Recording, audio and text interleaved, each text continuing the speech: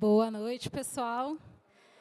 Sejam bem-vindos. É muito gostoso estar vendo um monte de parceiros e parceiras, pessoas com quem a gente já contou nessa pequena caminhada do projeto, né? O projeto, como o André falou, foi aprovado nesse ano, no edital do VAI, no VAI 2, e a gente está numa etapa agora que a gente está denominando etapa de pesquisa, porque é um projeto que vai se desdobrar, na verdade, nós somos um coletivo audiovisual, então ele vai virar um produto audiovisual, que é uma websérie, com 5 episódios que a gente vai lançar na internet ano que vem. Mas para falar de um assunto em que a gente não dominava, que a gente não conhecia, que a gente ainda está aprendendo, a gente contou com vários parceiros, pessoas que estão aqui na plateia, pais e mães de santos e pesquisadores que começaram a nos dizer um pouquinho que chão é esse, que terreiro é esse, que a gente começou a pisar, né? E, então, esse encontro que a gente denominou aqui Encontro de Trocas de Saberes essa noite, é um pouco uma parte desse processo e a gente resolveu abrir para todo mundo, para que essa troca seja mais gratificante ainda, que ela seja mais enriquecedora ainda, né? Então, por isso que a gente contou e está muito feliz com a presença de vocês aqui hoje. E aí, para esse primeiro encontro, a gente ficou matutando, é tanta coisa, quanto mais você pesquisa, quanto mais você ouve, quanto mais você conversa, você vê que é um universo, o universo das religiões de matrizes africana é um universo infinito, e que, com certeza, nesse projeto a gente não vai conseguir abarcar tudo, a gente vai ter que selecionar algumas coisas. Mas, para essa primeira conversa, a gente ficou pensando que um tema que eu acho que é urgente, necessário, e que é uma coisa que é pouco falada, pouco conhecida, é essa noção de território. E, quando a gente fala aqui de Zona Sul, de Mboi-Mirim, esse conhecimento ainda menor ainda, né? Nas nossas pesquisas, a gente começou a entender que esse território, na verdade, sofreu um apagamento, né? Sofre um apagamento das suas memórias. É provavelmente um território indígena. Nas nossas pesquisas, a gente está descobrindo que era um território quilombola também. Era um território que tinha muitos quilombos. Inclusive, se a gente for pensar que, não sei quem vindo para cá passou ali no Córrego da Traição, que fica ali na Marginal Pinheiros. Ali tem o nome de usina de traição, na verdade, porque era um córrego, era um rio, na verdade, limpo, né, onde haviam muitos ataques de quilombolas, que provavelmente estavam aqui por essa região, e eles atacavam ali para conseguir mantimentos, comida, né, e itens de sobrevivência. Então, são muitas histórias que não são contadas, são personagens que a gente não conhece. Então, provavelmente, essa websérie vai falar um pouco disso, e aí, por isso que a gente trouxe esse primeiro tema, território. Que território é esse? Um território tanto geográfico, então, por isso que a gente tem um geógrafo aqui hoje na mesa, como um território imaginário, um território de sentido, um território que começa nos nossos próprios corpos, né? Pensando em que a terra sempre foi uma coisa negada para os negros, né? Essa posse da terra. Então, o território também é aonde a gente vai, é onde a gente carrega, são as nossas memórias, são as nossas ancestralidades. Então, um pouco essa história dessa mesa hoje. E aí, para falar um pouco disso, eu quero convidar aqui o Roberto Sade, graduado em Geografia pela USP, é Oloye, é assim que você fala? Isso no mesmo. terreiro de Ibialá, no bairro Cidade de Pava, aqui, próximo daqui. Atua como arte educador na área de musicalidade afro-brasileira, pesquisador das dinâmicas espaciais das religiões de matrizes africanas em São Paulo. E uma segunda pessoa que a gente pensou para falar desse tema é o Wagner Gonçalves. Ele é professor de antropologia da USP e também há muitos e muitos anos dedica-se ao estudo das religiões afro-brasileiras, especialmente aqui em São Paulo, né? Então, por conta dessas pesquisas todas e desse conhecimento que ainda é um pouco acessado pela maioria de nós, a gente pensou em trazer os dois. E aí a gente começa, eu passo a palavra para o Roberto, e aí depois o Roberto faz uma pesquisa, talvez, que é mais incomum, né, ainda, porque é uma pesquisa em que existem poucos registros dos terreiros e dessa presença da religiosidade africana em São Paulo, no início do 20, no pós-abolição, né? E como se deu como esses escravos, ex-escravizados praticavam e exerciam a sua espiritualidade. Então, a pesquisa dele é um pouco nessa temporalidade, e depois a gente vai falar com o professor Wagner, que vai trazer um outro contexto para a gente, tá bom?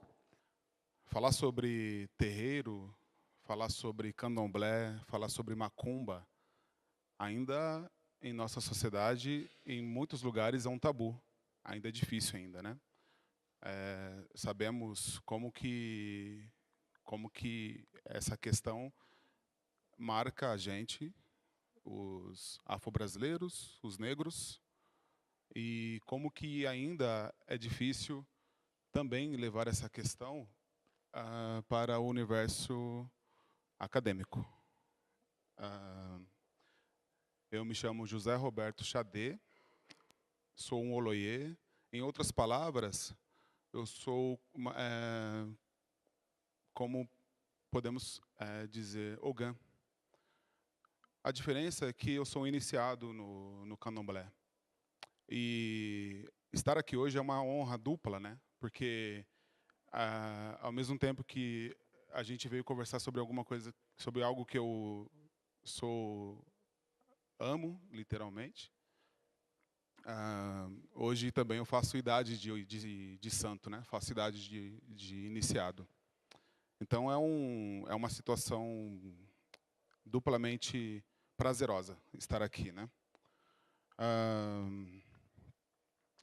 A principal marca ou característica de um terreiro de candomblé, muitas vezes não está na imagem que seu líder tem perante a sociedade em que está, ou na maneira como os adeptos do terreiro fazem este ou aquele ritual ou magia das divindades. A marca fundamental do terreiro, como o próprio termo sugere, é a configuração espacial, pois é no espaço geográfico. Na voz do geógrafo Milton Santos,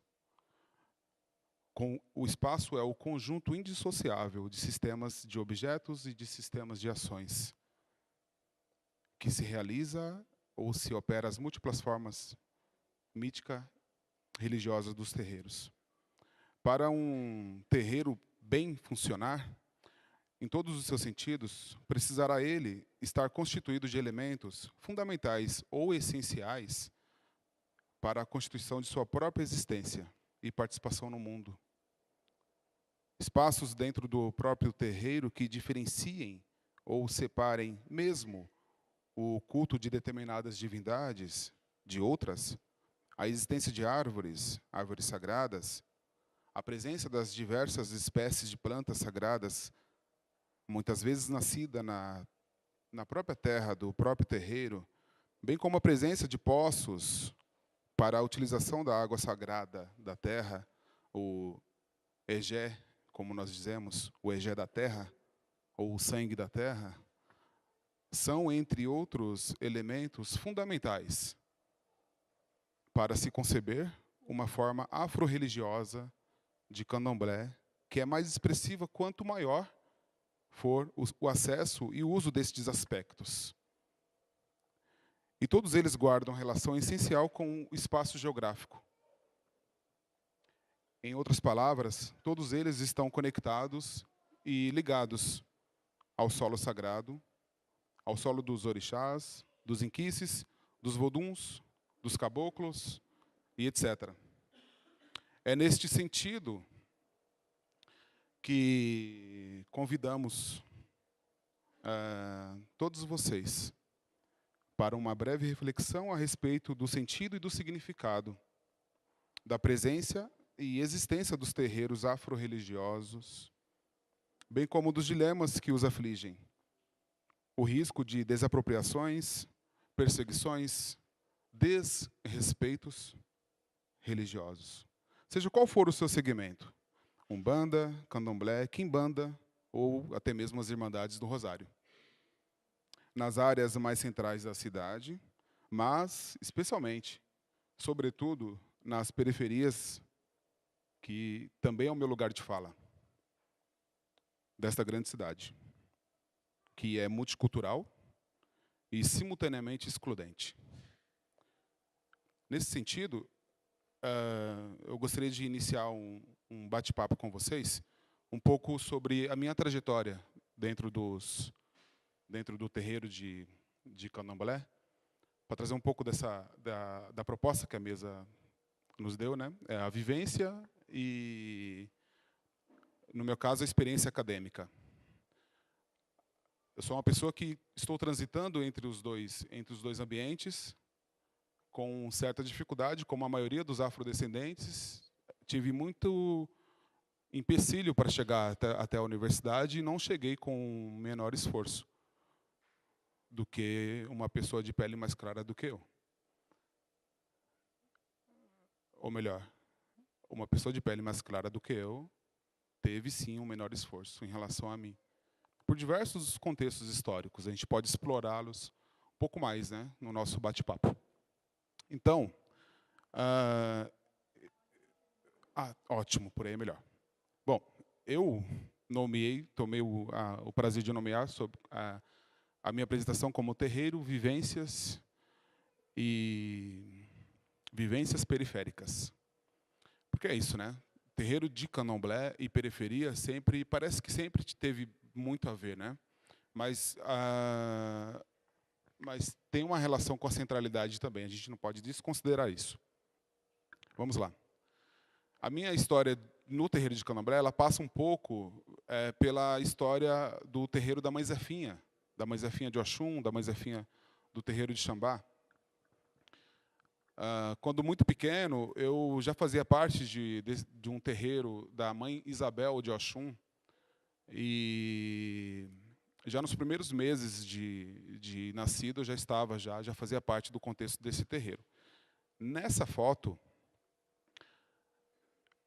é um momento de uma cerimônia que chamamos de 7 anos. É o momento da maioridade que a pessoa recebe no Candomblé. Essa senhora negra é minha avó, Dona Elizabeth, tomando 7 anos, junto com a minha madrinha, Dona Lourdes, Oxumaré, Oxum, a mãezinha, Oxum, a mãe Geu, aquela que foi uma das maiores Yalorixás em território paulistano. Ambas, sem sombra de dúvida. O Maurício, filho de mãe Geu. É uma foto histórica, não porque faz parte do meu acervo pessoal, mas porque faz parte de um contexto da história do candomblé paulistano muito emblemático, muito interessante. Pode passar, por gentileza? A próxima imagem é a do meu babalorixá, senhor Manuel Valejo Hurtado, ou mais conhecido como Pai Muxalá. Não me iniciei no terreiro da Mãe Zefinha. Muito cedo eu conheci Pai Muxalá, ainda era um menino também. E já acompanhava as festas de candomblé lá no terreiro dele, já fazia parte daquela comunidade. E eu trouxe para poder trazer essa referência que, sem sombra de dúvidas, é um mestre. Como nós costumamos dizer, eu tomo a ousadia de chamá-lo, inclusive, de Kumba. É um grande Kumba, um grande sábio, um grande mestre. Ibc Alaquetu Adiagunã Axé Ibialá. Esse é o nome do nosso terreiro, nome completo, mais conhecido como Terreiro do Ibialá. Pode passar. Este é o terreiro do Ibialá, é uma das faces desse terreiro. Reparem que nós temos com a gente a maior importância para o elemento vegetal, por elemento de terra, para essas árvores sagradas, como tinha dito, né, na primeira fala, né? Pode passar. Essa é uma outra face do terreiro do Ibialá, que é a cidade de Ipava, próximo do Jardim Aracati, no um dos extremos sul da cidade, próximo à represa do Guarapiranga. Nós somos, de alguma forma, privilegiados pela nossa localidade, porque nós temos água próxima, ou seja, tem lugar de água, a represa está presente, tem lugar de espaço de mato, E não só dentro do terreiro, como fora do terreiro, tem uma série de coisas que para nós, para o candomblé que nós fazemos, é fundamental na nossa expressão afro-religiosa, na nossa expressão afro-brasileira. Nós tivemos várias oportunidades e vontades também de, inclusive, pavimentar o terreiro, deixar ele com menos terra, mas é impossível por conta da forma como nós lidamos com o nosso culto e também porque simplesmente as nossas divindades não quiseram. Esse é o momento da fogueira de Airá, que teve esse ano no terreiro. É só para expressar como que a questão da espacialidade para o terreiro de candomblé é fundamental. E, enquanto geógrafo, para nós, o sujeito é o espaço, não dissociando as pessoas que estão sobre ele, claro, né? Mas é isso. O espaço tem lugar, tem um outro lugar para nós, né? Esta outra fotografia é para evidenciar tudo isso que eu venho falando. Mais uma vez, este é um momento muito sério do terreiro de candomblé.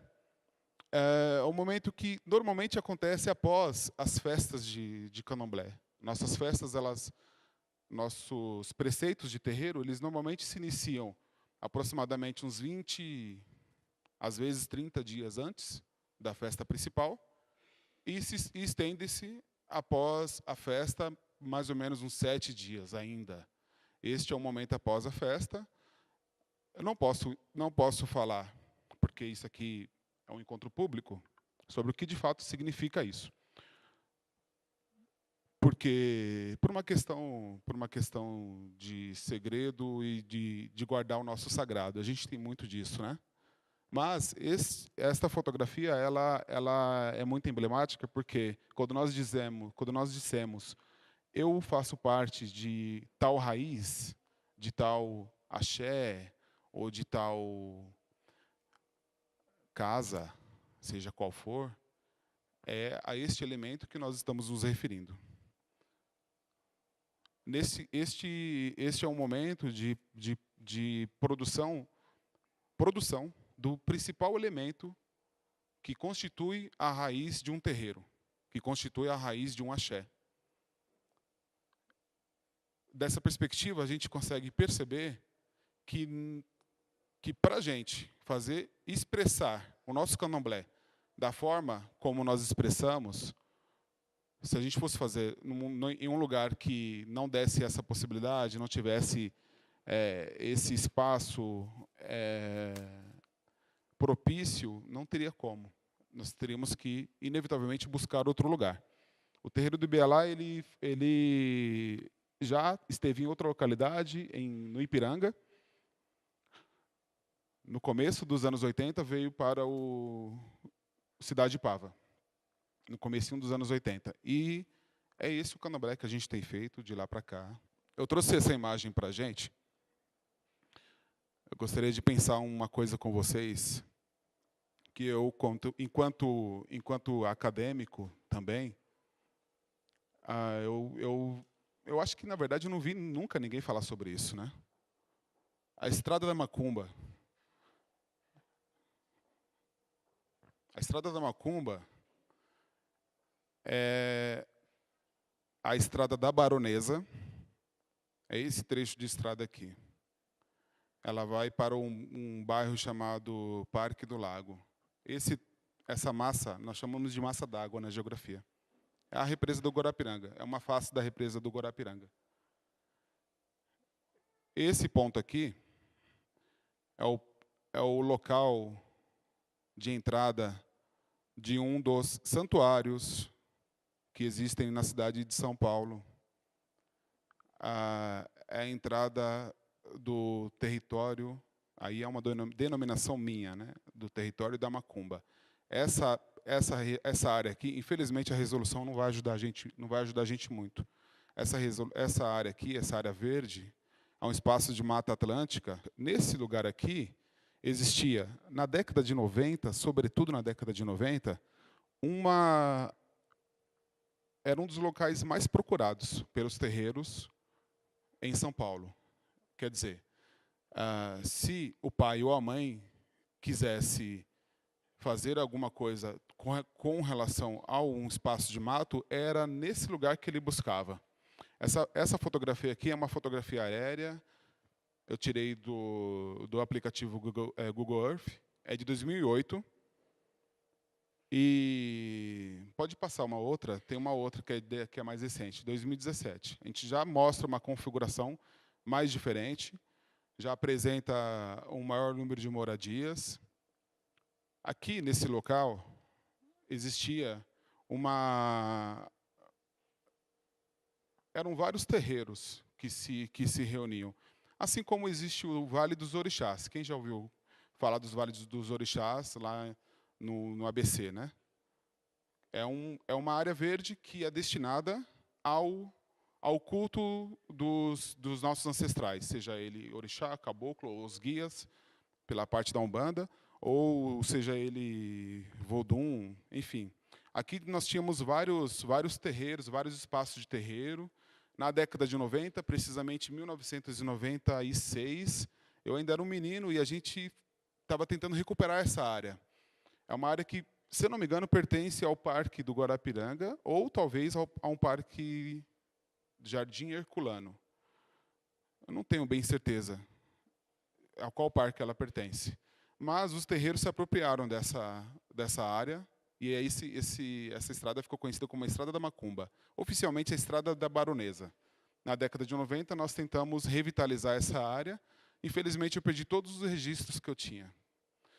Por um lado é bom, porque eu era menor e eu era muito era muito mais feio, né? Ainda bem eu não vou poupar vocês disso. Mas por outro, pelo registro histórico e geográfico e também antropológico, é uma pena. A gente não tem mais esse registro. Aqui nós fizemos um candomblé, fizemos uma festa, fizemos uma festa de candomblé. Aqui nós fizemos algumas festas, na verdade, de candomblé. Nesse lugar nós acampamos, passamos a noite, enfim, é um lugar que eu gostaria de chamar a atenção para ele, porque, como eu mencionei para vocês, eu ainda não vi registro sobre isso, também não vi mais nada sobre isso, né? E a gente eu vou tentar fazer um link com vocês, por quê, né? A Estrada da Macumba, por que desse nome, né? Pode ir para frente, por favor. Esse aqui é o aspecto atual do santuário, do que era o nosso santuário da Macumba, né? Eu não consegui descer, é uma descida, tem uma cachoeira aqui embaixo, que já está completamente poluída, porque no bairro adjacente, que é o do Jardim Nakamura, por conta da população, a urbanização que, infelizmente, ainda não é pensada adequadamente na nossa cidade, acabou se tornando um local que não tem como se utilizar. É impossível a gente fazer qualquer coisa com relação às águas ali, né? Por incrível que pareça, não dá para vocês verem aí, mas eu vou apontar para vocês, tem uma pessoa aqui. Quando você chega, essa foi a única fotografia que eu consegui tirar. Foi um trabalho de campo que eu fiz lá recentemente. A única fotografia que eu consegui tirar do local, porque eu não consegui mais descer. Não dá mais para descer. Por quê? O local se tornou um espaço de moradia para as pessoas em situação de rua. Muitas pessoas em situação de rua vão procurar esse local como morada. Você, ao chegar, você já encontra algumas barreiras que são colocadas para sinalizar que tem morador ali, para sinalizar que tem portão. Então, não dá para você descer. Quanto maior é a espessura da faixa, maior é a quantidade de pessoas que são trazidas e tornadas escravos. É isso, né? Ser escravo é um processo. Eles não vão capturar escravos, eles capturam as pessoas e as transformam em escravos. As transformaram em escravos, né? Reparem a espessura que sai da África Central, que é a região de Angola, a região do Congo. Daquela região, em todo o período do processo escravagista, saíram ou melhor, foram trazidos mais aproximadamente 5 milhões de escravizados que ganharam o território nacional a partir do Sudeste. E no Sudeste conformaram coisas importantíssimas para nós. Até hoje os candomblés são chamados de macumba. Mas o que é a macumba? Quando alguém pergunta para a gente, o que a gente pode responder? O que é a macumba? Um instrumento musical. Mais alguém? Alguém tem mais alguém alguma sugestão? Instrumento musical está entre as definições, né? Nesse sentido, eu gostaria de pensar com vocês sobre esse termo, né? Para entender e ressaltar um aspecto importante do termo macumba, temos de lançar um olhar sobre ele. Dessa forma, temos a possibilidade de ressignificar e encontrar outras portas de entendimento. Para isso, lancemos os olhos sobre as tradições do jongo no Sudeste. Por isso que eu trouxe esta imagem, do jongueiro Kumba. O dicionário Banto, que foi escrito por Ney Lopes, que é sambista e também um intelectual, ele traz macumba como designação genérica dos cultos afro-brasileiros e seus rituais, traz como audácia, ousadia, vem da língua do quimbundo, plural de cumba, que significando cadeado, fechadura, em função das cerimônias. Bom, eu vou tentar ser breve. Não, pode deixar por enquanto. Gostaria de chamar a atenção de vocês para um dos significados que trazem uma informação bem interessante para a gente. Para além do instrumento, como você bem ressaltou, e para além da planta, que também é um dos significados, a maconha também. A macumba também quer significar a maconha. Eu gostaria de chamar a atenção para o termo kumba, que vem da língua kikongo, kumba. Este termo está presente em algumas manifestações afro-brasileiras e podemos explorar isso um pouco para trazer um outro sentido à palavra macumba. Na tradição do jongo, que é essa imagem que eu trouxe para vocês, o jongueiro é considerado kumba. Ele é o comunicador com o mundo espiritual. Na África Central, a região do Congo, Angola e Moçambique, local onde se encontram os kumbas, e também local de maior retirada de escravizados para trabalhar nas lavouras de cana e café no Sudeste. Os animais escavadores são conhecidos como mediadores entre o homem e o mundo espiritual. No Brasil, no caso do jongo, que é uma tradição de forte influência centro-africana, os jongueiros kumbas, os mestres do jongo, se assumem como tatus e tatupebas. Ou seja, são eles comunicadores do mundo espiritual, os mediadores. Os kumbas eram poderosos mestres feiticeiros que se reuniam em seus terreiros para fazerem seus cultos com tambores, cânticos e incorporação dos espíritos. Esta reunião de kumbas era denominada de macumba. O prefixo ma significa plural, ou seja, mais de um indivíduo, um grupo. O sufixo kumba, significando mestre e feiticeiro. Kumba, do banto, significa cavar, pouco, profundamente. Raspar, escavar as fundações. Este termo também tem relação com o sagrado, aquele que corta, cava, corre o caminho para o conhecimento do outro mundo. Então, ao falar de macumba, estamos falando na origem e no limite do raciocínio de uma reunião de sábios sacerdotes que guiavam a comunidade através de conselhos e da sabedoria da comunicação com o mundo espiritual. Basicamente, esta é a chave para entender a questão das oferendas dos rituais afro-brasileiros. Trata-se de uma forma comunicativa com o mundo espiritual. Seu objetivo pode ser muitos. Bom ou mal. Bom ou ruim. De acordo com a ótica moral e filosófica dominante em cada sociedade. A macumba, com certeza, foi, e me parece que ainda é, uma religião. Então, só mais um pouquinho, essa imagem eu trouxe porque nos relatos em que eu encontrei para a época, na primeira metade do 20, nós temos descrições de rodas em matas com fogueiras e em São Paulo. E eles estão chamando de macumba e também estão chamando aquilo de candomblé. Macumba e candomblé. E fogo. Essa é uma imagem belíssima do Quilombo São José da Serra, um local que eu pude pude visitar, e eu recomendo muito a vocês que vá. E é bem possível que o que nós vimos em São Paulo na primeira metade do século XX, que também era chamado de candomblé, fosse um candomblé de um tipo diferente do que a gente vê hoje. Fosse um candomblé, possivelmente, mais ligado a uma tradição centro-africana, mais ligado a uma tradição dos Angola, mais ligado a uma tradição dos Congo, e eu não estou chamando de candomblé Angola ainda, não é? E é nessa mesma tradição que tem uma figura chamada Makota. Ou melhor, Cota. E Makota depois vai ser a mãe, né? A grande mãe nos terreiros de Angola. Eu fico pensando um pouco sobre isso quando eu reparo o termo candomblé, que também é um termo banto, que significa, segundo Ney Lopes, no qual eu me apoio bastante, significa negro. Então, isso pode trazer algumas outras nuances para a gente do tipo de culto que nós tínhamos aqui, né? Que era muito perseguido pela Delegacia de Costumes e Jogos, que na verdade, São Paulo tinha uma mentalidade de apagar, exterminar qualquer manifestação afro-religiosa que existia.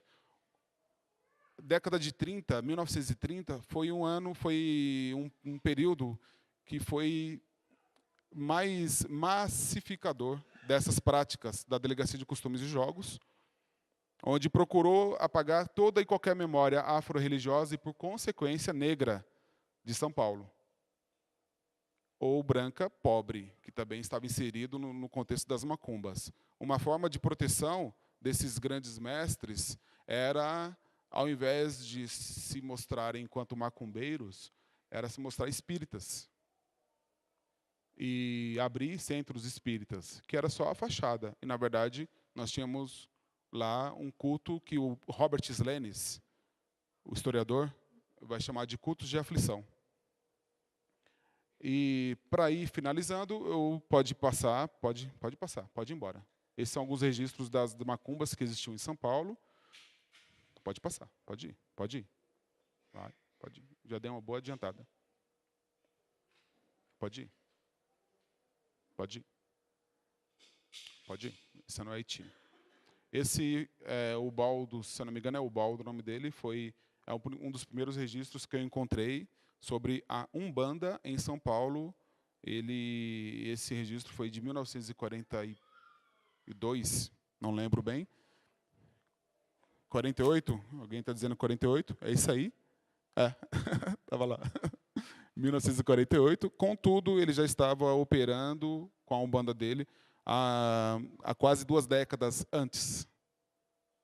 Esse foi o registro que ele foi preso, né? Foi uma Umbanda que eu tinha encontrado. Eu coloquei para poder tentar entender também esse movimento da Umbanda, já ali próximo ali da década de 20.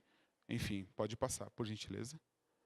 Esse foi um mapa que eu criei com a ajuda de uma outra geógrafa, Jamile Santos Conceição. É um mapa que mostra... Eu quis evidenciar o estado de São Paulo, por quê? Foi onde eu encontrei registros de candomblé em Araçatuba e também... Qual que é aquele? Bauru. Tem alguns registros de candomblé em... Eu vou ter que levantar de novo. Pode ser? Tem alguns registros de candomblé no município de São Paulo. Gostaria de chamar a atenção para vocês sobre um detalhe no município de São Paulo, mas no próximo slide eu mostro. Aí vocês podem se perguntar, por que apenas em Araçatuba e em Bauru? Os pontos verdes são candomblés, os vermelhos são macumbas, e os vermelhos são umbanda, os amarelos são macumbas. Por que candomblé em Araçatuba e em Bauru? E o restante do estado não tem? A minha pesquisa não alcançou esses outros locais, esses outros municípios do estado. Então, não dá para afirmar que não tem. Eu acredito que sim. Pode passar o slide? Por quê? No contexto em que eu estudei São Paulo era isso aqui apenas. Era isso aqui. Eu coloquei o meu mapa sobre uma base territorial, uma base espacial mais atual. A região sul ainda não estava incorporada. A região sul era o município de Santo Amaro. E através das atas das câmaras municipais, Nós temos registros, como Robert Slenes fala, dos cultos de aflição também em Santo Amaro. Então, a capital não era o único local.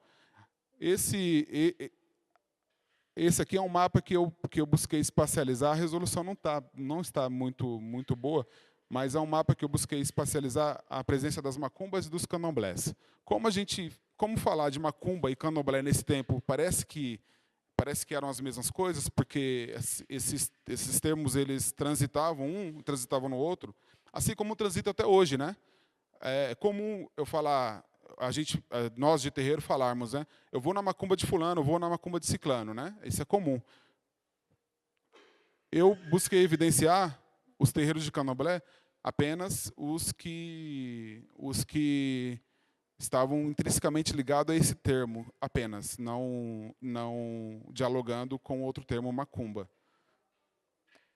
Na Penha, a gente tem uma forte ocorrência, e em toda a centralidade também. Reparem, Consolação, Brás, Bela Vista, aos bairros. Pinheiros, na Lapa, a Umbanda do Baldo, na Vila Carrão, uma série de lugares. Roger Bastide, pode passar o próximo slide. Roger Bastide, ele fez um mapeamento dos feiticeiros e curandeiros em São Paulo, abordando uma perspectiva individual. O meu objetivo enquanto geógrafo era abordar uma perspectiva que era coletiva, porque isso exigia também uma espacialidade, um local para se ocorrer os cultos, né? A gente tem na geografia que tudo o que acontece em algum lugar, né? E pode passar o próximo slide. Eu acho que isso. Esse é um mapa de que eu sobrepus o que Roger Bastide produziu das manifestações individuais com o que eu produzi enquanto manifestações coletivas, ou seja, terreiros. A conclusão que eu cheguei era que aonde existia um curandeiro ou um feiticeiro atuando individualmente, também existia um terreiro de macumba ou terreiro de candomblé, em São Paulo. E nós estamos falando do centro, da região central. Olha a quantidade. Imagina nas regiões que era ainda o município de Santo Amaro, que eram regiões mais afastadas. Esse período a cidade ainda não estava absolutamente conectada. O período que eu estudei para esse mapa foi de 28, se eu não me engano, a 40 e poucos. 41. Esses terreiros, eles não querem dizer que eles estão aí e estão o período todo aí. É um período que eu peguei e isso é isso. Às vezes um terreiro que está em Pinheiros, ele desapareceu e surge um outro em outro lugar. Mas é para a gente ver como que essas coisas se espalham pela cidade. E a Delegacia de Costumes e Jogos da época, ela limpou. Não tinha interesse em deixar os afro-religiosos permanecerem naquela localidade, porque existe uma mentalidade em São Paulo, que perdura até hoje, da cidade cosmopolita. E em São Paulo ele já vem, desde o período republicano, já nessa ideia de uma higiene social fortíssima. E a população que tinha em sua mítica a afro-religiosidade não estava nos planos dessa sociedade. Não estava. Assim como nós ainda não estamos nesses planos. A gente vai abrir o debate para isso, a gente vai ver. Tá aí, Rio de Janeiro está marcando presença nesse sentido. São Paulo não está ficando atrás. E para ir concluindo,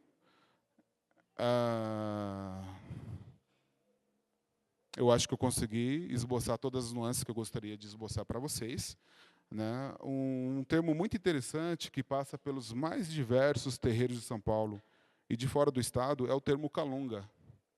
Calunga. O conceito de calunga é transversal entre as manifestações afro-brasileiras. Está presente desde os pontos de jongo dos quilombos ao palo-monte ou ao palo-monte do mambo cubano. Referências à calumba surgem no Vissungo, nos candomblés de caboclo, nas rezas de congada, no palo-monte em Cuba, nos terreiros de candomblé. podemos entender Calunga como um paradigma cognitivo e religioso em comum entre os bantus escravizados nas Américas. Essas manifestações de matrizes africanas, de caráter do sagrado, as quais o historiador Robert Slenes chama de culto de aflição, têm como eixo a busca pela comunicação entre a vida e a morte, além da água, dos espelhos, da cruz, dos adjás, entre outros elementos. O tambor serve para chamar e manter os espíritos tutelares e ancestrais por perto, seja por transe ou não. A água, na figura do mar, o Atlântico, age como um eixo que separa e comunica esses dois mundos. Portanto, a presença de cultos relacionados a espíritos que surgiram das águas é tão frequente. Nisso temos a ideia da Calunga, a grande travessia, símbolo da divisão de duas dimensões, a da vida e a da morte. No sudeste do Brasil, uma das mais significativas expressões dos centro-africanos está nas congadas, nos moçambiques, nos candombes, não candomblés, disse candombes. Também nos candomblés, de Angola, por exemplo, e nas macumbas. Todas essas manifestações, bantas, nas Américas, sem mencionar aqui a presença do vodú em outros países da América do Sul, como Venezuela, guardam em si uma cosmovisão e filosofias comuns em certa medida, baseada num cosmograma, que é Bakongo. O preconceito antinegro, baseado no racismo e na suposta inferioridade do banto em relação a outras culturas afro, enraizado pela academia através dos tempos, percutiu no inconsciente nacional, de negação da importância cultural, política, linguística, filosófica e tudo mais que venha a ser uma expressão negra e mais fundamentalmente banto no Brasil e na América de forma geral. Refletindo assim numa gama de preconceitos infundados, desconhecimento e negação das identidades, muitas vezes sem nem ao menos saber quem somos nós.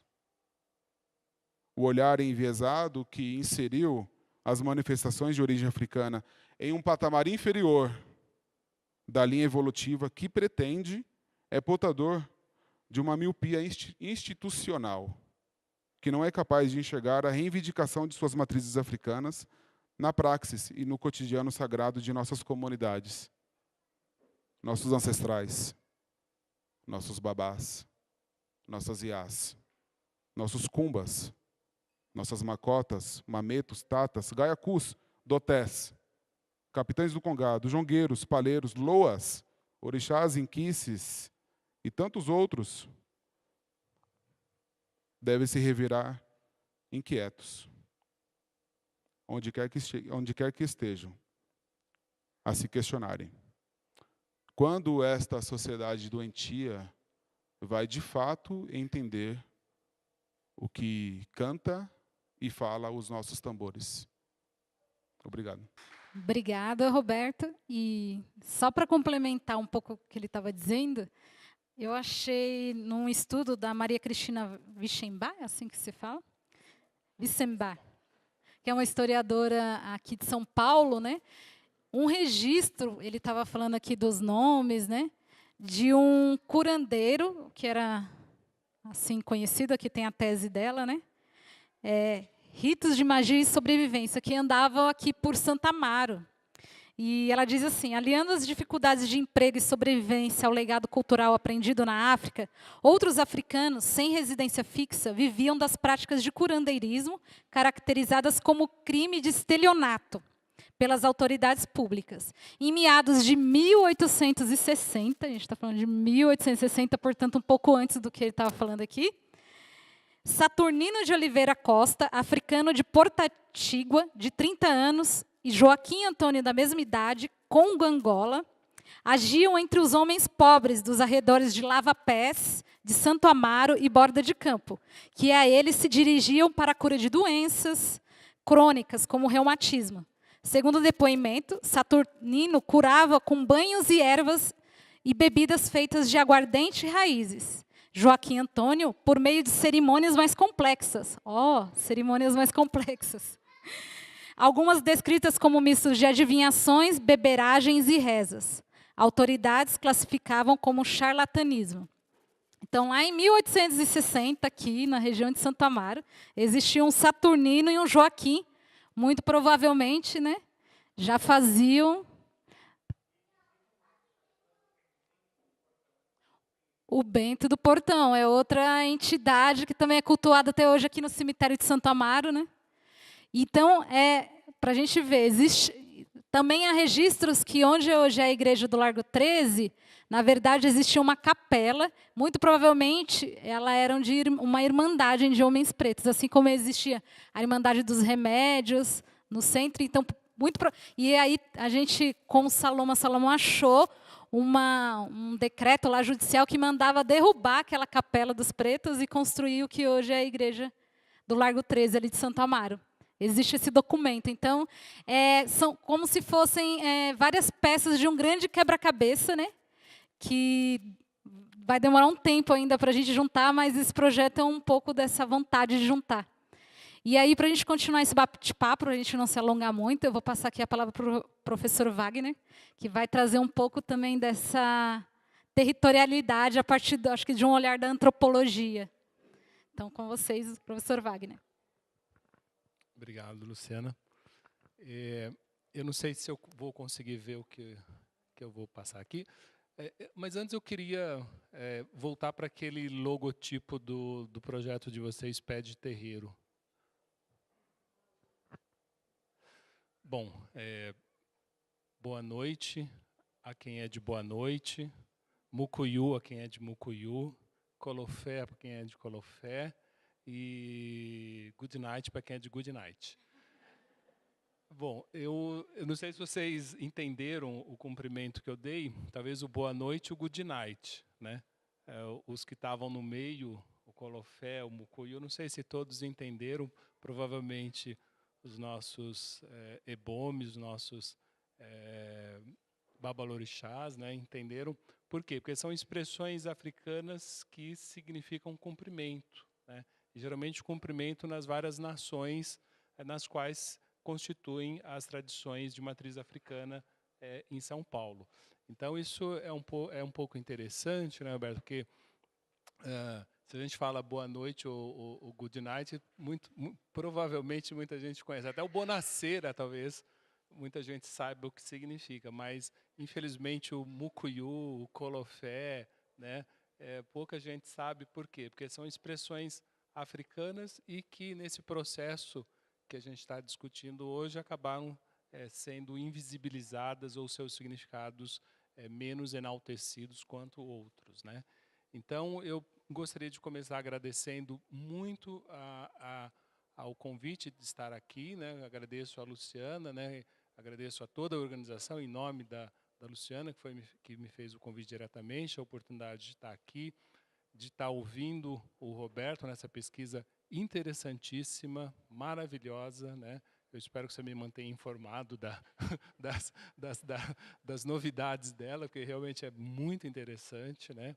Eu lembro que lá nos final dos anos 80, quando a gente fez uma primeira pesquisa de mapeamento dos candomblés de São Paulo, né? A dificuldade era muito grande, exatamente porque na malha urbana, os candomblés vão desaparecendo exatamente pela especulação imobiliária e sendo cada vez mais empurrados para a periferia. E, naquela época, no final dos anos 80, já era assim. Hoje, quando o Roberto me fala que ele está encontrando muitos terreiros praticamente no limite, né, da área metropolitana de São Paulo, na minha cabeça faz um pouco de sentido pelo processo realmente de especulação e de destruição, né, de espaços próprios de sociabilidade negra, onde havia terreiros, escolas de samba, cordões carnavalescos, enfim, né, um conjunto de manifestações que foram sendo colocadas cada vez mais para além dos rios, né, do Rio Pinheiro de um lado e do Rio Tietê do outro, né. Mas, enfim, então eu agradeço muito a oportunidade de estar aqui. E queria, eu não sei quem fez esse logotipo, mas eu queria dizer que esse logotipo é uma verdadeira obra-prima, né? A ideia do pé no terreiro pegando exatamente a pegada de um pé como se fosse a África, isso realmente é genial. E mais ainda, né, pegando a ideia da digital, né, da digital que está no pé, né? E quando a gente lembra que a última coisa que os africanos que foram trazidos, né, por conta desse processo da escravidão, a última coisa que eles tiveram da África foi o contato com o pé, né? Quer dizer, foi da parte do corpo, o pé foi o último que sentiu o contato do chão africano, né? Então, o pé é uma digital para a população africana e seus descendentes, né? E quando a gente imagina que na cultura ocidental a marca de identificação é digital, que é o dedo, né? A gente pode até fazer uma correlação nesse logo, porque exatamente a ideia de se voltar para a terra com as mãos também vai estar muito presente nas culturas africanas, né? Como vocês sabem, uma das formas de homenagear dentro de uma das tradições do candomblé é tocando a mão no chão e levando a cabeça, né? Ou mesmo quando a gente pensa na capoeira, no jogo da capoeira que se volta para o chão, a gente vê a importância do solo para a constituição da cosmovisão africana. Então, como a gente vai falar de espaço hoje, de território, eu achei muito interessante começar por esse material, né, que nomina o projeto, que é muito realmente revelador, né, de uma cosmovisão de mundo, né. Eu achei melhor começar por uma noção do que seria o espaço na nossa visão, que eu diria uma visão ocidental de espaço, né. Então, se você quiser... Aí tá, isso. Então, quando a gente pensa em espaço, e aí eu fui procurar as definições dicionarescas, né, porque o dicionário é um bom exercício, né? A gente, quando quer saber como que certos conceitos estão consolidados, a gente recorre ao dicionário exatamente para ver como que eles foram definidos oficialmente, né? Então, a ideia de espaço é isso, é uma extensão ideal sem limites que contém todas as extensões finitas e todos os corpos ou objetos existentes ou possíveis, né? Isso é uma primeira definição, ou seja, o espaço é uma extensão finita de corpos e objetos, né? Uma segunda definição, entre as várias, é uma extensão limitada em uma, duas ou três dimensões, distância, área ou volume determinados. Então, eu fiz ali um gráfico. O que é o espaço? Geralmente é dado entre dois pontos, ou seja, uma extensão, uma distância, um intervalo e a ideia de finitude. Bom, eu acho que essa noção é interessante, por quê? Porque é uma definição exatamente oposta à definição que a gente podia pensar de espaço no contexto africano. Quando eu falo contexto africano, obviamente que aqui eu estou fazendo uma grande generalização, né, porque a África é um continente, ela possui uma diversidade muito grande, né, mas para efeitos, né, da nossa conversa, eu vou fazer essa grande generalização. Então, a questão do espaço na cultura africana, a gente pode pensar a partir, talvez, das duas grandes heranças que a gente tem como experiência no Brasil, que são as culturas chamadas sudanesas e as culturas banto, né? Então, vamos ver um pouquinho dessa definição, né? A Luciana vai ser minha assessora aqui para assuntos de passar slides. Então, a gente tem, vamos dizer, duas grandes matrizes africanas que formaram as nossas principais noções, né? Nossos principais conceitos, sejam religiosos, sejam culturais, né? Que são os povos Nagô e Yorubá, e aí eu estou englobando também toda a região ali da Baixa Guiné da África, então a gente tem os Gês, a gente tem um conjunto de outros povos, né? E os chamados povos da região central, né? Que a gente chama também, grosso modo, de bantos, né? Que aí envolve o que atualmente, né, seriam povos viventes em Moçambique, Angola e por aí vai, né, até o sul da África. Eu gostaria até de começar fazendo um exercício. Aqui é só para vocês terem uma ideia do... A gente esqueceu, né, Roberto, de trazer aquele laser. O laser é ótimo, a gente de lá a gente aponta e já... Então, esses seriam os povos sudaneses e aqui os povos bantus, né? Então, esses povos vieram praticamente para todas as principais cidades do Brasil e toda a região aqui do Caribe. Não é à toa que a gente encontra religiosidade afro-americana em toda essa região, né? Então, por que eu estava dizendo isso mesmo? Não lembro. Vamos lá. Tá, então o exercício era esse, origem dos povos e das culturas. Vamos passar por um exercício que eu falei que a gente ia fazer. Próximo slide. Aí. Bom, isso daqui é uma gravura do Debré, que foi um ilustrador francês, né, que pintou muito cenas do Rio de Janeiro e que uma boa parte da nossa imagem visual, né, porque nessa época ainda não havia fotografia, então uma boa parte da nossa imagem visual a gente tem desses viajantes, esses pintores que pintaram cenas, inclusive cenas de religião e de manifestações do chamado povo africano e seus descendentes. Então aí a gente tem um cortejo fúnebre de um filho de rei negro, né? Alguns autores inclusive exploram muito bem essa imagem, porque se vocês olharem ao centro, vocês veem que uma pessoa, né, morta está sendo levada em uma rede, né, e essa rede está coberta com um sinal que seria uma cruz, né. Na verdade, um cortejo, né, mas ele está com cara de cortejo, pelo menos do jeito como a gente pensa velório ocidental, né. Parece ou porque a pessoa lá que morreu todo mundo queria que morresse, né? Ou então tem muita alegria nesse cortejo, né? E vocês veem que tem gente batendo tambor, gente dançando, brincando, né? Isso, a Luciana já matou a charada. Ela falou, tem um capoeirista aqui, né? Eu ia chamar a atenção exatamente para ele, né?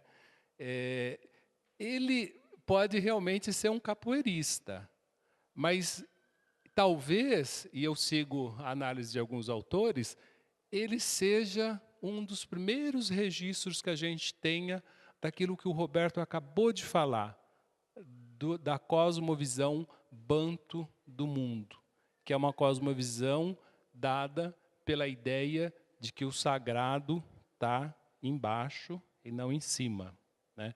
Que é, inclusive, uma primeira ideia de espaço que a gente tem. No nosso sagrado, no sagrado afro-brasileiro, as coisas vêm de cima para baixo. Então, não é à toa que, nessa decoração que foi feita aqui para o nosso encontro, se tentou reproduzir um ambiente, um espaço tradicional afro-brasileiro. Então, a gente tem um círculo, esse círculo tem folhas, e a gente tem no centro um atabaque. Por quê? Exatamente porque o círculo é importantíssimo nessas tradições africanas.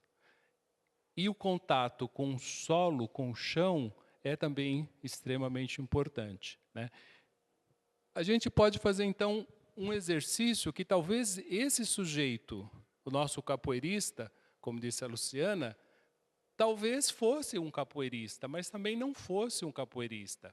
Talvez fosse, como a gente tem nas descrições dos chamados feiticeiros, que o termo não é muito bom, mas vamos dizer sacerdotes africanos, sobretudo da região do Congo, eles se colocavam de ponta cabeça quando eles estavam fazendo espécie de adivinhações ou xinguilamentos, né? Então, eles eram chamados xinguilas. Então, o fato daquele sujeito ter morrido e aquele outro sujeito estar fazendo esse processo, muito provavelmente indica que ali a gente tem uma cerimônia duplamente cristã e Congo, ou Bakongo, né? A gente pode fazer um outro exercício também. Observem essa cena. Essa cena também foi pintada no ano de entre muito provavelmente, nesse período desse pintor, né, Zacarias Wagner. E o que a gente vê ali? A gente vê à esquerda uma orquestra, gente tocando atabaque, exatamente como a gente viu hoje aqui. Antes da gente começar a nossa conversa, havia o toque de atabaque. Veja, a gente está falando 400 anos depois dessa cena, a gente está reproduzindo uma mesma estrutura. Se aqui a gente vai ter reprodução de conhecimento, ou a gente vai falar sobre certas coisas, o atabaque é o principal elemento que comunica essas regiões do conhecimento. E ali a gente vê os atabaques. E a gente vê um grupo, muito provavelmente de africanos, centro-africanos, no caso, né, da região do Congo, ou mediações, fazendo um ritual em círculo. Novamente, a gente tem a referência ao círculo. Se a gente for, então, pensar nessas tradições, a gente pode pensar que essas tradições teriam dois grandes modelos. Um modelo Nagô Yorubá, cuja forma de pensar o espaço, ela se dá basicamente através da ideia de que os espaços não estão limitados. Ou seja, nós, os africanos e seus descendentes, participam de uma ideia que não há limite entre o mundo do sagrado e o mundo do profano. Na tradição iorubá, isso se dá através de uma ideia da cabaça. Eu trouxe aqui uma cabaça porque nem todo mundo conhece uma cabaça. Todo mundo conhece uma cabaça? Tem muita gente da cidade que nunca viu uma. Não sabe nem se é bicho. Então, isto é uma cabaça. A cabaça, na tradição iorubá, ela representa um mundo. Isso é um mundo. Como o ser supremo, Olodumare, criou o mundo. Né? Aqui dentro vivia quem? As sementes que representam os homens e os deuses. E os homens e os deuses não eram diferentes uns dos outros. Todos viviam dentro da cabaça, Kibadu chamada. Mas aí sempre tem aqueles espíritos de porco, como se dizia, né, que começou a sujar a abóbada dessa cabaça. Então, o que aconteceu? Começaram a reclamar, tipo reunião de síndico, né, reunião de condomínio, onde há toda aquela briga um contra os outros, e aí então resolveram recorrer ao Olodumare, ao Ser Supremo. Reclamaram que estavam sujando. Então, o que o Olodumare fez? Ele falou, bom, então eu vou dividir o mundo em dois. E aí, os orixás foram para o mundo e os homens ficaram em outro mundo. Né? E por conta dessa divisão do mundo, né, o que acontece? Quando os homens querem ter os orixás perto, eles doam o próprio corpo para que os orixás voltem e a cabaça possa se reunir. Então, o que a gente está fazendo quando a gente cultua os orixás?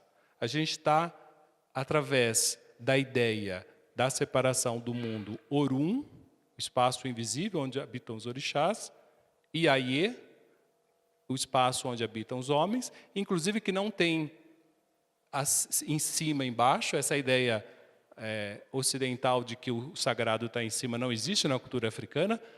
Pelo contrário, na cultura africana o sagrado está no chão. Né? É no chão que se faz as oferendas. Né? O Roberto estava inclusive falando, olha, poderíamos asfaltar aqui, poderíamos passar um cimento, Mas na tradição não pode. Por quê? Porque tradicionalmente você tem que ter o pé no chão e a mão no chão, exatamente porque o sagrado vem de baixo, né? Então, quando os homens fazem candomblé, eles fazem um rito que reúne os dois elementos e forma o quê? Forma a possibilidade dos dois mundos se encontrarem. Então, esses mundos não são separados. Os orixás são espécies de homens próximos do Orum. E os homens são espécies de orixá próximos do Ayê, da terra. Por isso que homens e orixás comungam tantas semelhanças. E eu posso dizer, olha, Luciana é filha de Oxum, estou chutando. Eu sou filho de Logum, fulano é filho de Oxóssi. Por quê? Porque dentro do corpo da pessoa existe não apenas um ego ou uma alma, existem inúmeras dimensões do sagrado que habitam esse corpo. Então, da mesma maneira que o mundo está separado e unido, o corpo, pensando da perspectiva africana, ele está separado e unido. O orixá está dentro dele, faz parte dele. Então, o ritual faz o quê? O ritual faz apenas com que essas partes que inicialmente estavam juntas, mas que foram separadas, possam voltar a estar juntas. Então, essa visão é uma visão extremamente revolucionária. Essa filosofia africana, na qual dois corpos ocupam o mesmo espaço, desafia a noção científica ocidental. Por quê? Porque, na verdade, se pensa o espaço como uma encruzilhada de encontros. Encontros entre o Orum, o Ayê, o humano e o divino, o animal, o vegetal e o mineral. Por quê? Porque a gente sabe muito bem que os assentamentos dos orixás são feitos de pedras, louças. Mas antes de mais nada, para que eles sejam consagrados, tem que ter um banho de ervas, que é o elemento vegetal. Sobre esses assentamentos, tem que jorrar, fluir o sangue do sacrifício. Então, e sobre tudo isso, o banho de erva, o sangue animal, isso tudo também vai na própria pessoa. Então, ela mesma é uma espécie de otá, de pedra do seu orixá. Então, essa é uma visão fundamental de espaço iorubá que veio como herança africana, que está presente entre nós. O que eu estou falando não é nenhuma novidade.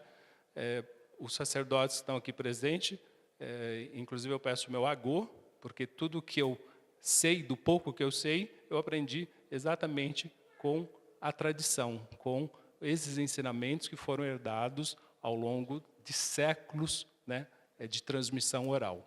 Essa é uma visão. Uma outra visão importante, se alguém quiser olhar a cabaça, pode olhar. Uma outra visão importante, olha só aqui um exemplo. No ritual do Ipadê, que é o ritual feito para Exu. Opa, peraí, Exu? O que é o Exu? Não estou falando de demônio, não. Eu estou falando de uma entidade afro-brasileira, de origem africana, que faz a ligação entre os mundos. Então, no ritual do Padê, tudo que se faz no candomblé, é preciso saudar Exu primeiro, porque ele é uma espécie de comunicador, de guardião. Por isso que ele mora na encruzilhada, né? Mundo de cima, de baixo, da esquerda, da direita. Então, tudo que se faz tem que dar comida ao Exu. E, tradicionalmente, se dá onde? Se dá em cabaças. Por quê? Pedindo que ele exatamente faça essa união dos mundos, né? Bom, vamos ver a visão Bakongo do mundo. A visão Bakongo do mundo, que também foi bastante descrita, é uma visão que o Roberto, inclusive, anunciou muito bem. É uma visão que mostra que o Sol, que para nós é único, na visão Bakongo, ele tem 4 momentos, né?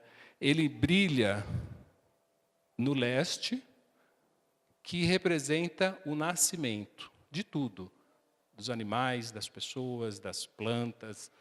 Tudo que nasce, nasce no sol do leste. É o primeiro momento do sol. Esse sol atinge o momento da maturidade, que é o sol do meio-dia.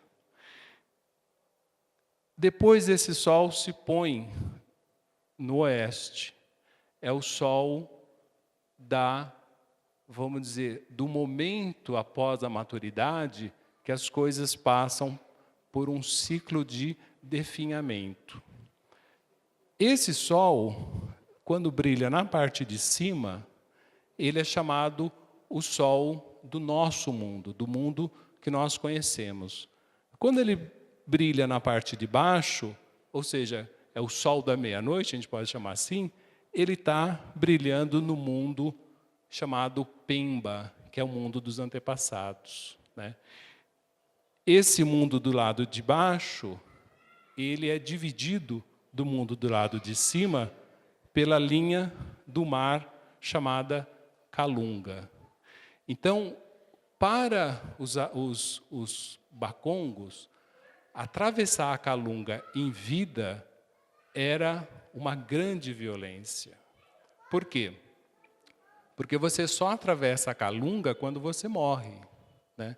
Então, vocês imaginam o que foi a violência simbólica das pessoas que foram capturadas, né, em África, obrigadas a atravessar a Calunga, que foi chamada da Calunga Grande, né, colocada dentro de um compartimento escuro para onde elas não sabiam onde ia, né?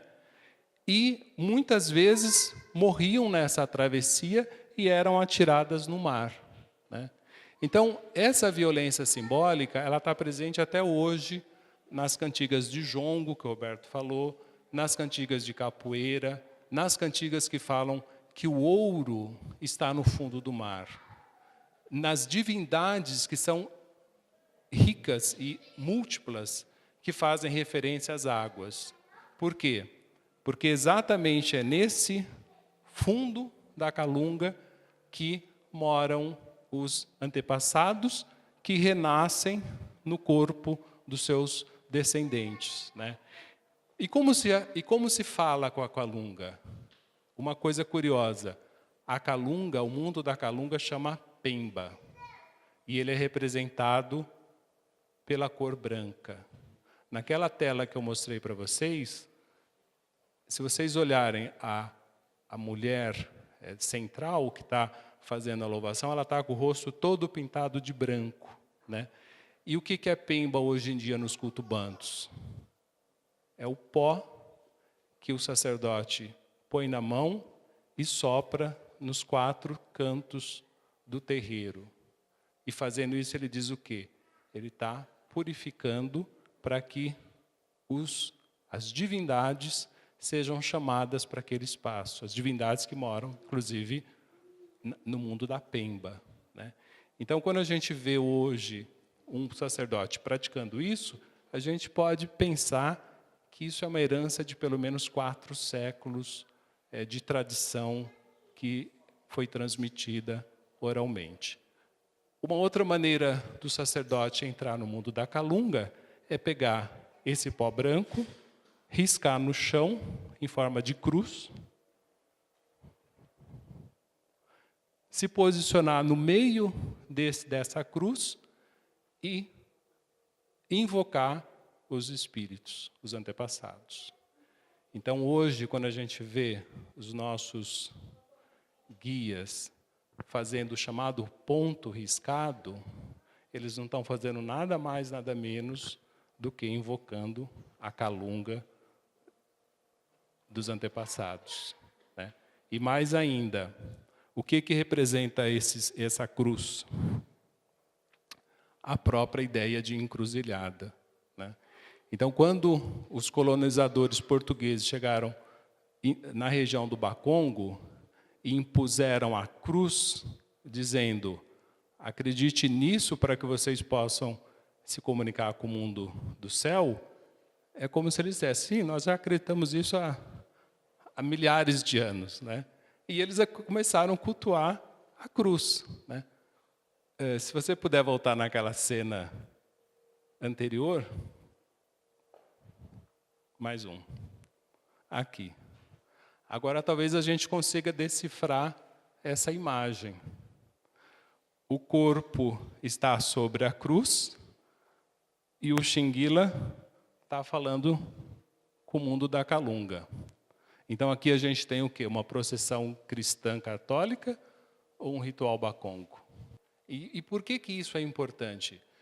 Porque a gente fala o tempo todo que houve uma agência cristã católica que destruiu, que subjugou, que sincretizou os cultos africanos, né? Esse é o discurso muito frequente.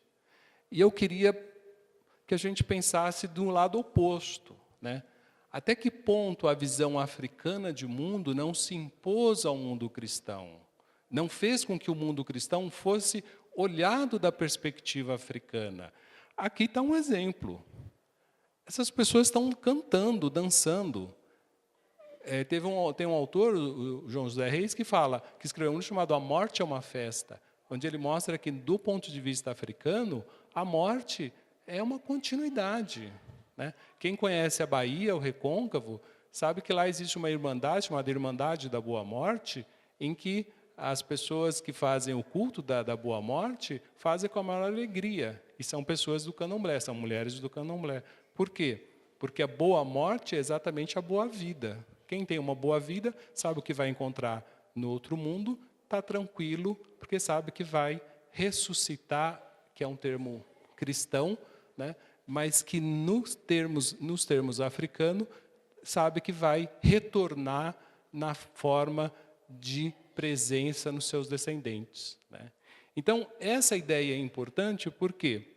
Porque quando a gente pensa nisso, a gente consegue entender por que o terreiro como espaço é extremamente importante para a gente entender a forma como, no Brasil, se reconstituiu essa visão de mundo, né? Então, como que essas visões de mundo estão presentes na organização espacial dos terreiros e fora dele? Tá. Então, vamos ver rapidamente como que isso se organiza. Bom, primeira coisa, se a gente pensar o templo africano tem mais ou menos essa característica. Isso são palácios de divindades, por exemplo, no caso aqui, de Oxum e Oxobô, né? Para muitos brasileiros religiosos, inclusive, que foram lá, viram esses palácios, alguns ficaram decepcionados porque acharam que ia encontrar palácios no sentido dos nossos palácios, né? Mas palácio, no sentido africano, não é contado pela beleza da sua estrutura física, pelo contrário, é palácio porque ali possui os principais elementos do sagrado, como pedras de raio, potes com águas de rio, né?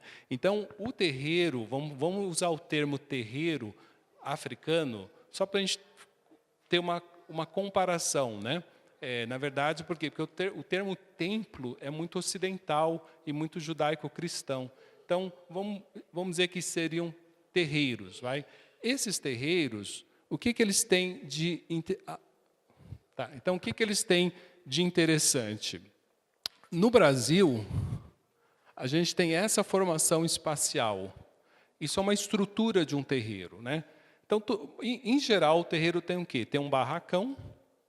Por quê? Porque o terreiro não é um templo cujo valor está na arquitetura dele, né? Isso, inclusive, é um dado extremamente importante nessa discussão de tombamento de patrimônios afro-brasileiros. Por quê?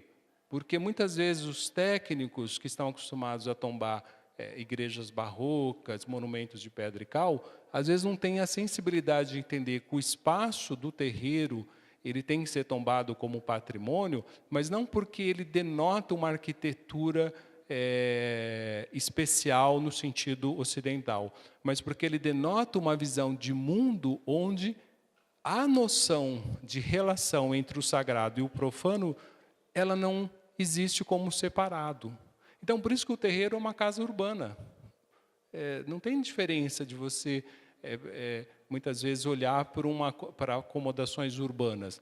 Então, basicamente, ele tem o quê? Um barracão, uma centralidade, que é onde se une, vamos dizer, o Orum com a Iê, ou os universos das calungas, e aqui existe uma roda, um ponto central, em torno do qual se faz a roda de santo, a roda dos orixás, que é sempre uma roda no sentido anti-horário, né? Por quê? São N, vamos dizer, visões de mundo que estão aí. É a visão de que o Sol, né, ele gira no sentido, vamos dizer, do leste para o oeste e depois volta. Portanto, tudo que vai, volta, né? Até muito curioso que, como essa cosmovisão ela não está só no terreiro, ela está em vários outros lugares, outros espaços. Quando você vê, por exemplo, as baianas das escolas de samba rodando para um lado e voltando depois no sentido inverso, para muitos, quando se pergunta por quê, para aquelas que estão mais aproximadas dessa visão de mundo, elas dizem, porque quando elas rodam no sentido anti-horário, elas vão buscar os orixás da África. E quando elas rodam no sentido horário, elas trazem esses orixás. A roda de capoeira também é uma roda anti-horário. Quando a pessoa entra na roda, ela pede a bênção. Ela se benze. Aqui tá bom? É que esse lado meu é melhor. Então, a roda de capoeira também é a mesma coisa. É no sentido anti-horário e aquela roda tem uma energia. Então, se a gente pega o jongo que o Roberto falou, né? Então, são vários rituais onde roda, circularidade, chão e relação com o sagrado estão em jogo. Isso tem como matriz o quê? A experiência espacial do terreiro. Então, o terreiro tem um barracão, tem os 3 atabaques, a cadeira do Pai de Santo e os espaços nos quais os rituais se desenvolvem. A cozinha, porque é uma religião das oferendas, do preparo dos alimentos, o peji, onde estão os assentamentos, né? E o roncó, que é uma espécie de útero do terreiro, é onde as iniciações são feitas e as pessoas, depois de iniciadas, são apresentadas publicamente numa festa que ocorre no barracão. E ao redor do terreiro, você tem todas as entidades que foram trazidas, né, de origem africana. Então, você tem Exu, Ogum, que são os guardiões, como foi mencionado, né, Exu, Ogum e Oxóssi são 3 irmãos, e eles são considerados aqui, no caso de Exu e Ogum, eles são os guardiões. E, em volta da casa, você tem as outras casas de orixás específicas, em volta do barracão. Você tem casa, por exemplo, de Oxalá, de Obaluayê, e por aí vai. Então, o que acontece? A gente podia pensar assim, o terreiro, ele é só o espaço onde se realiza o sagrado, mas ele não é só o espaço. Ele é o quê? Ele é uma espécie de microcosmos de uma visão de mundo. Por quê?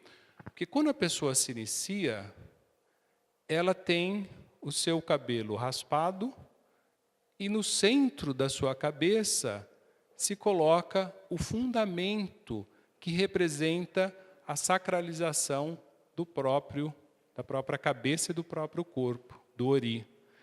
Então, se a gente for pensar que o terreiro representa a comunidade na qual aquela pessoa foi iniciada, a gente percebe que há uma reprodução.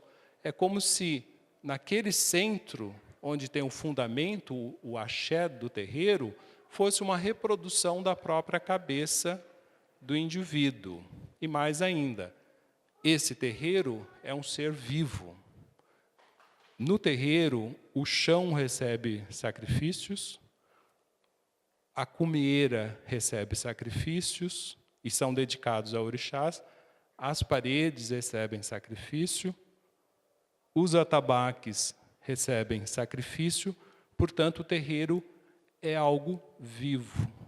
Ele não é um espaço, vamos dizer, linear, morto, né? Uma distância entre dois lugares. Pelo contrário, ele representa essa coisa difícil de captar, que é, na ótica ocidental, que é uma multiplicidade de significados reunidos em um único espaço, né?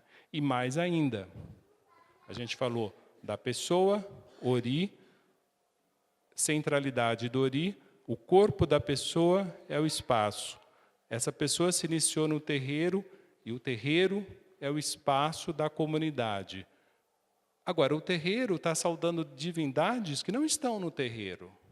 Ele está saudando as águas dos rios, os raios do céu, as folhas da mata, as pedras da natureza.